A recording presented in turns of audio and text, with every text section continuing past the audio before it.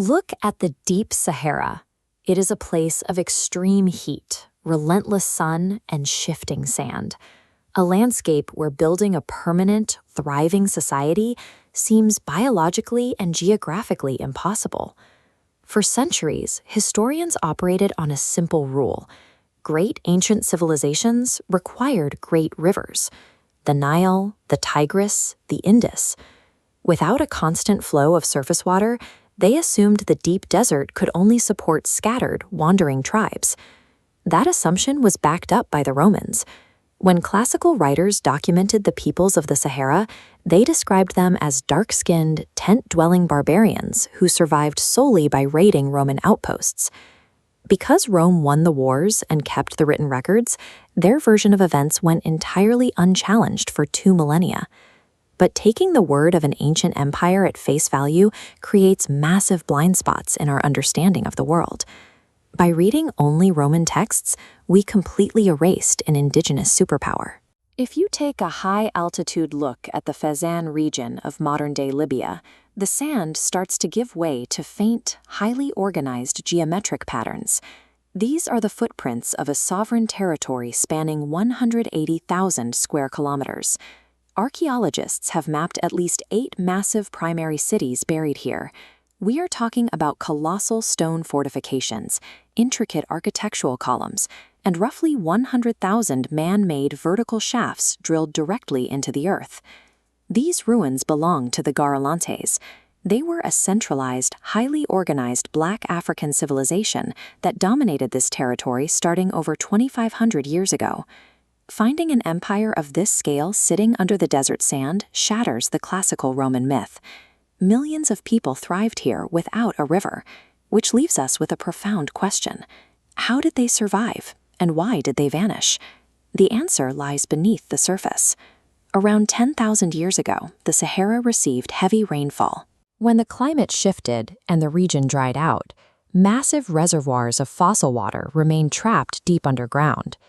To access that water, the Garamantes engineered an ingenious underground aqueduct system called the foggara. Instead of relying on rain, they mined for water.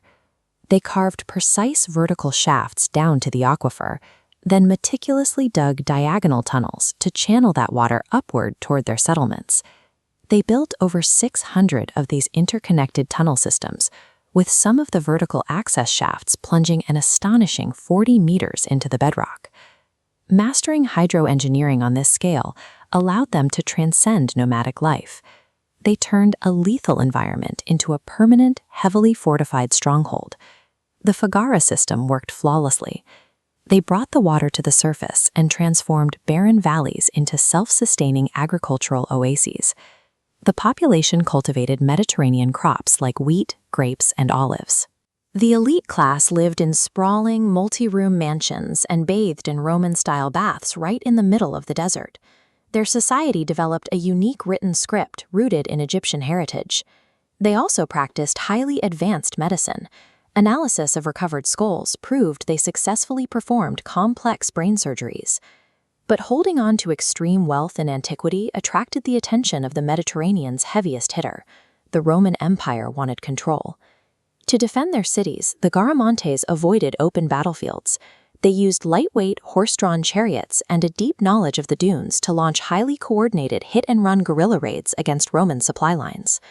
Because Roman legions couldn't effectively navigate the harsh terrain to strike back, the Garamantes maintained absolute control over the trans-Saharan trade routes. They traded in pure gold, precious elephant ivory, and blocks of raw salt. By weaponizing the extreme environment they called home, they forged a geopolitical shield that the Roman war machine simply could not pierce. Yet every empire falls. For the Garamantes, the end in late antiquity didn't come from military defeat.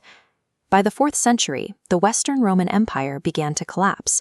The Garamantes lost their primary trading partner, instantly devastating the market for their luxury exports. Then came the fatal blow. The underground aquifers were a finite resource. After centuries of relentless, heavy agricultural pumping, the fossil water simply ran dry. Without water, the crops died. The people scattered. Over time, the heavy desert winds pushed the dunes forward. slowly burying their intricately carved cities. A society built entirely on the exploitation of a non-renewable resource carries an inherent vulnerability, no matter how brilliant their engineering. For over 1,000 years, the dunes of Libya kept the physical evidence of this civilization perfectly hidden. The Garamantes proved that human ingenuity can construct complex, thriving societies in the most hostile environments on the planet.